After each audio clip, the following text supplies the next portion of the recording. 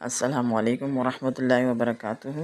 آج میں آپ کی خدمت میں حاضر ہوا ہوں محمد صلی اللہ علیہ وسلم کا ایک معجزہ لے کر۔ رسول مقبول حضرت محمد مصطفیٰ صلی اللہ علیہ وسلم مکہ معظمہ سے ہجرت کر کے جب مدینہ منورہ تشریف لائے تو مقام قباء میں نزول اجلال فرمایا اور ارشاد کیا کہ میں اس وقت تک مدینہ میں داخل نہیں ہوں گا جب تک میرے بھائی علی علیہ السلام نہ آ جائے۔ سلمان فارسی اس وقت تک مدینہ میں ایک یہودی کے غلام تھے اور اپنے مالک کے کھجوروں کے باغ میں پانی دیتے اور ان کی حفاظت کیا کرتے تھے۔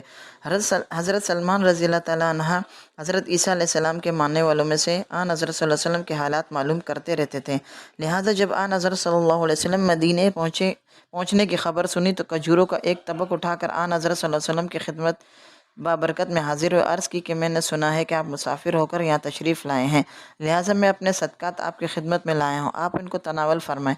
حضرت محمد مصطفیٰ صلی اللہ علیہ وسلم نے اپنے اصحاب سے فرمایا بسم اللہ پڑھ کر ان کو تناول کرو، مگر آپ ہی نے خود کچھ تناول نہ فرمایا۔ جب سلمان فارسی کھڑے یہ منظر دیکھتے رہے تو خالی تھال لے جاتے ہوئے فارسی زبان میں کہنے لگے ایک علامت تو معلوم ہو گئی۔ پھر دوسرا تھال کھجوروں کا لا کر رسول اکرم صلی اللہ علیہ وسلم کی خدمت بابرکت میں پیش کرتے ہوئے عرض کیا یہ کھجور ہیں، بطور ہدیہ قبول فرمائیے۔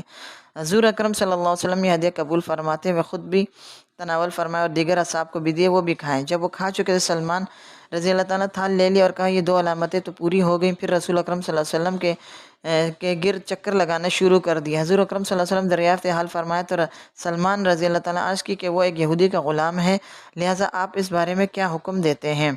حضور اکرم صلی اللہ علیہ وسلم نے فرمایا جاؤ کچھ رقم دے کر چھٹکارا حاصل کر لو۔ سلمان فارسی رضی اللہ تعالیٰ یہودی کے پاس جا کر کہا کہ میں چونکہ مسلمان ہو چکا ہوں، نبی کریم صلی اللہ علیہ وسلم کی پیروی شروع کر دی ہے، اس لیے مجھ سے کچھ رقم لے کر مجھے آزاد کر دیا جائے۔ یہودی نے کہا اس شرط پہ تمہیں آزاد کروں گا، تم 5% کھجوروں کی گٹلیوں کو لگاؤ، جب وہ بڑھ کر پھل دینے لگے تو ان کو میرے حوالے کر دو، اس کے علاوہ 40 اوقیہ سونا بھی دو، تب میں آزاد کروں گا۔ جناب سلمان فارسی نے حضرت محمد مصطفیٰ صلی اللہ علیہ وسلم کی خدمت میں پیش ہو کر تمام واقعات سے آپ کو آگاہ کیا۔ آن حضرت صلی اللہ علیہ وسلم نے فرمایا واپس جا کر اس سے یہ شرط لکھوا لاؤ تاکہ بعد میں وہ اس سے انکار نہ کر سکے۔ جناب سلمان فارسی گئے اور وہ شرائط نامہ لکھوا کر لے آئے۔ آن حضرت صلی اللہ علیہ وسلم نے سلمان کو 5% کھجور کی گٹلیاں لانے کو کہا جو سلمان نے لا کر پیش خدمت کر دی۔ آن حضرت صلی اللہ علیہ وسلم نے وہ گٹلیاں جناب مولا کائنات حضرت امیر المؤمنین علی علیہ السلام کے حوالے کر دیا۔ سلمان کو لے کر اس جگہ تشریف لے آئے جہاں اس یہودی نے درخت لگانے کو کہا تھا۔ سردار دو جہاں عالم صلی اللہ علیہ وسلم اس جگہ اپنی انگلی مبارک سے زمین میں شگاف کرتے جاتے اور کہتے جاتے کہ اس میں گٹلی ڈالتے جاؤ، اور ساتھ ہی آپ اس پر مٹی ڈال کر 2 انگلیوں کو کھولتے تو وہاں پانی کا ایک چشمہ جاری ہو جاتا جس سے وہ جگہ سیراب ہو جاتی۔ پھر آپ صلی اللہ علیہ وسلم دوسری جگہ چلے جاتے اور یہی عمل کرتے۔ جب دوسری جگہ گٹلی بو چکے تو پہلی جگہ پر ایک درخت اگاتا جس میں خرے لگے ہوتے۔ اسی طرح رسول اللہ صلی اللہ علیہ وسلم 5% گٹلیاں بوئیں اور وہ تمام پھلدار کھجوروں کے درخت بن گئے۔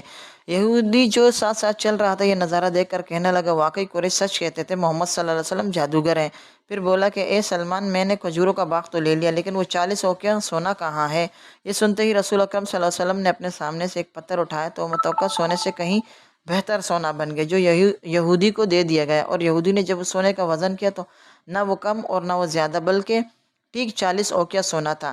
لہٰذا جناب سلمان فارسی رضی اللہ عنہ آزاد ہو کر خدمت رسول مقبول صلی اللہ علیہ وسلم کی خدمت میں حاضر ہو گئے اور